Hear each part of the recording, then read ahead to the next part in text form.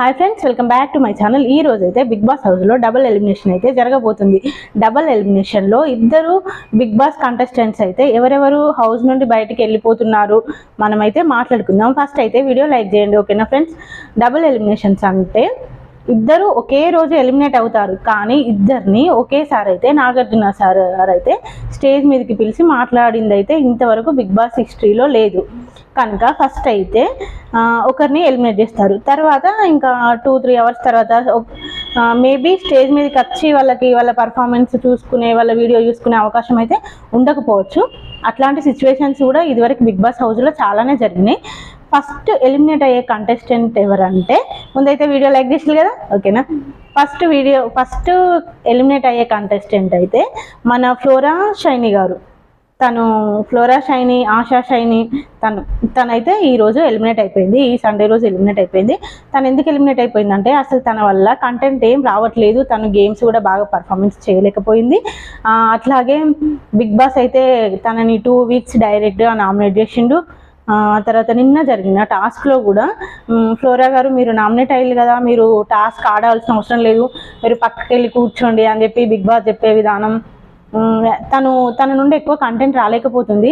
45 షోలో 45 మినిట్స్ షోలో తను ఓన్లీ 2 మినిట్స్ 3 మినిట్స్ మాత్రమే కనబడుతుంది. అది కూడా పెద్దగా ఏం కనబడదు. తను ఏదైనా ఆర్గ్యుమెంట్ అయినా కూడా తను ఎక్కువ ఇన్వాల్వ్ కాదు, తన ఒపీనియన్ చెప్పదు.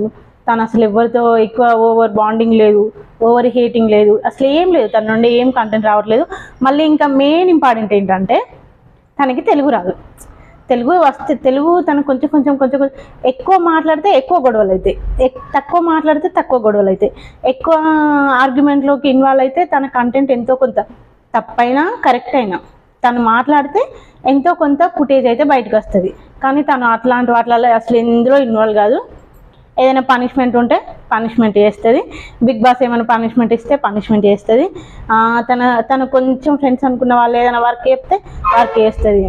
అంతేగాని తను అసలు ఎందులో ఇన్వాల్వ్ కాదు, తన కంటెంట్ ఇవ్వదు. తన నుండి బిగ్ బాస్ కూడా అంత రేటింగ్ లేదు. అసలు తను ఎప్పుడో వెళ్ళిపోవాల్సింది.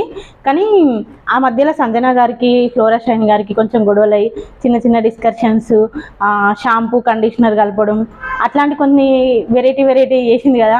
తన నుండి కంటెంట్ వస్తుందేమో అని చెప్పి పబ్లిక్ కూడా తనకి ఓట్స్ వేసిళ్ళు. ఈ వీక్ అయితే తన ఓటింగ్ చూసినా చాలా తక్కువ ఉంది. అందరికంటే రిలీజ్లో తనే ఉంది. మళ్ళీ మనకి హౌస్లో కూడా తన నుండి ఎక్కువ కంటెంట్ ఏం రావట్లేదు. అందుకోసమని ఈ వీక్ అయితే 11వ తారీఖు 10వ నెల 2025 రోజు అయితే ఫ్లోరా గారు సండే రోజు తనైతే ఎలిమినేట్ అయిపోయింది. మనం డబుల్ ఎలిమినేషన్ అనేది మాట్లాడుకున్నాం కదా. డబుల్ ఎలిమినేషన్లో ఇంకొకరైతే రీతూ చౌదరి గారిని నిన్న నాగార్జున సార్ అయితే డేంజర్ జోన్లో ఉన్నారని చెప్పి చెప్పిల్లు కదా. ఈరోజు రీతూ చౌదరి గారు తనైతే ఎలిమినేట్ అవ్వదు. ఎందుకంటే ఈ సీజన్లో లవ్ ట్రాక్ నడిపేది ఒక రీతూ చౌదరి, అది మళ్ళీ ట్రయాంగిల్ లవ్ ట్రాక్. ఇప్పటివరకు అయితే తను అట్లా లాక్ వస్తుంది షోని.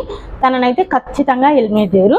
ఇంకా ఎవరిని, డిమాండ్ పవన్ ఉన్నాడు, నెక్స్ట్ వచ్చేసి సంజన గారు ఉన్నారు, నెక్స్ట్ వచ్చేసి భరణి గారు, తనుజ, శ్రీజ, వీళ్ళందరూ ఉన్నారు కదా. వీళ్ళందరిట్లలో మీ ఫేవరెట్ కంటెస్టెంట్ ఎవరో నాకైతే కింద కామెంట్ చేయండి.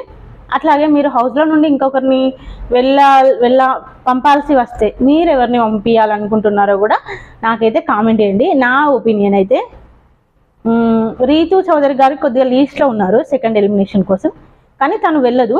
మరి సస్పెన్స్ ఏమైతుందో మనమైతే చూద్దాం, తర్వాత వీడియో కూడా వేసుకుందాం, ఓకేనా. నా వీడియో కనుక నచ్చినట్లయితే లైక్ చేయండి, షేర్ చేయండి, సబ్స్క్రైబ్ చేసుకోండి. ఇప్పటి వరకు వీడియో చూసిన వాళ్ళందరికీ thank you so much. Bye.